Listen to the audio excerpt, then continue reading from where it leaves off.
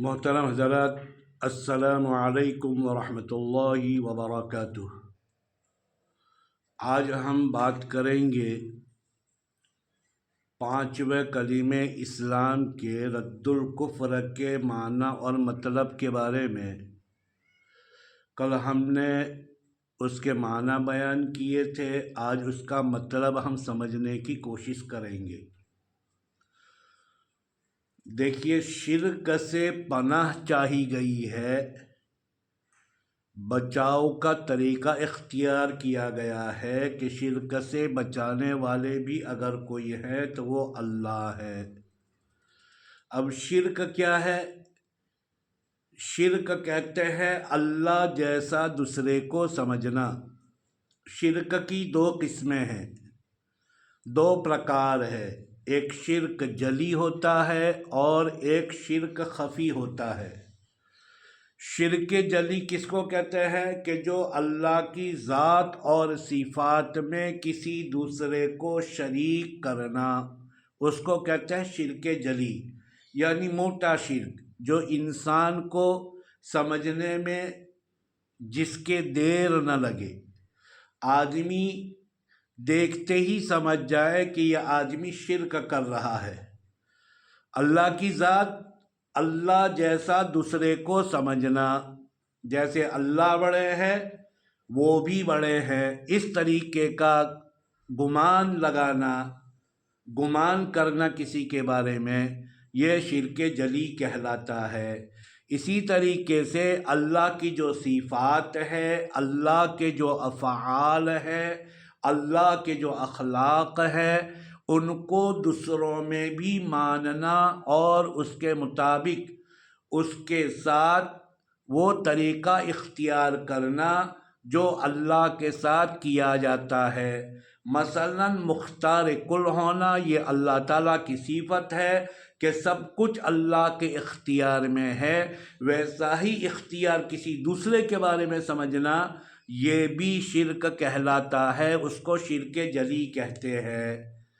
اسی طریقے سے ہمارے دیار میں، ہندوستان اور پاکستان میں بہت جگہ آپ نے سنا ہوگا کہ لوگ مدد کے معاملے میں پھسلتے ہیں۔ جیسی اللہ سے مدد مانگتے ہیں ویسی ہی دوسروں سے بھی مدد کی امید کرتے ہیں۔ مثلا بیٹا دینا یہ اللہ کا کام ہے، لیکن ہم ان کو دوسروں پر محمول کرتے ہیں کہ یہ بھی بیٹا دینے کی صلاحیت رکھتے ہیں۔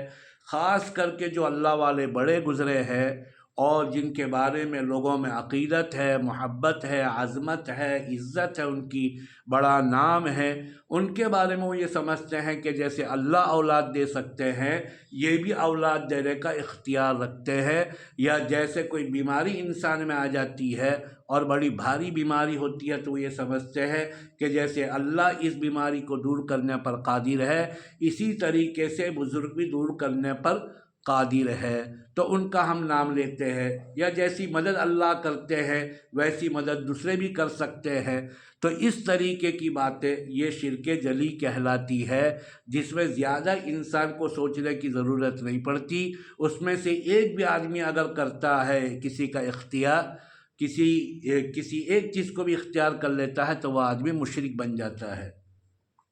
دوسری شرک کی قسم ہے شرک خفی۔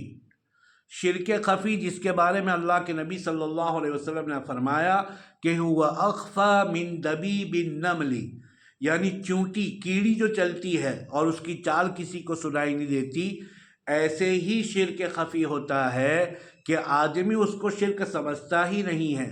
مثلا ریاکاری کرنا، کہ آپ نماز پڑھ رہے ہیں لیکن نماز لوگوں کے دکھلاوے کے لیے پڑھ رہے ہیں، تو حدیث میں کہا گیا ہے کہ یہ بھی شرک ہے، لیکن یہ شرک خفی ہوتا ہے۔ تو صحابہ اللہ کے رسول صلی اللہ علیہ وسلم نے جب شرک خفی کو لوگوں کے سامنے بیان کیا تو صحابہ نے عرض کیا کہ یا رسول اللہ صلی اللہ علیہ وسلم، اس سے بچنا تو بہت مشکل ہے، تو اس سے بچاؤ کی کیا شکل ہے؟ تو اللہ کے نبی صلی اللہ علیہ وسلم نے یہی پانچواں کلمہ تلقین کیا، اللہم انی اعوذ بک من ان اشرک بک شیئا وانا اعلم بہ۔ تو وَأَسْتَغْفِرُكَ لِمَا لَا أَعْلَمُ بِهِ، تو یہ کلمہ نبی کریم صلی اللہ علیہ وسلم نے تلقین فرمایا کہ بس شرک خفی سے اگر بچنا چاہتے ہو تو اللہ کے حضور یہ دعا کیا کرو۔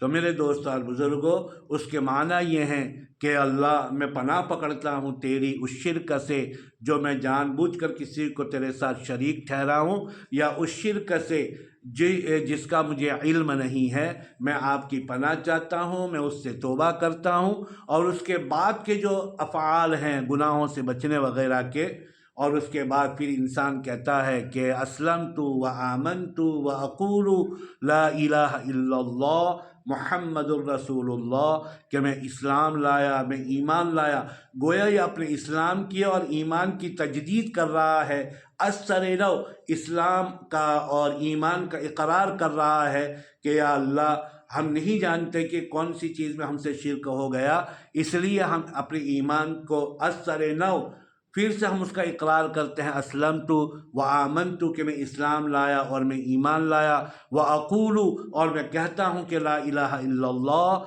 محمد الرسول اللہ، کہ اللہ کے سوا کوئی معبود نہیں، حضرت محمد صلی اللہ علیہ وسلم اللہ کے رسول ہے۔ تو یہ ہے اس کا موٹا موٹا مطلب اور معنی۔ اللہ تعالی ہمیں سمجھنے کی صحیح توفیق عطا فرمائے۔ السلام علیکم ورحمۃ اللہ وبرکاتہ۔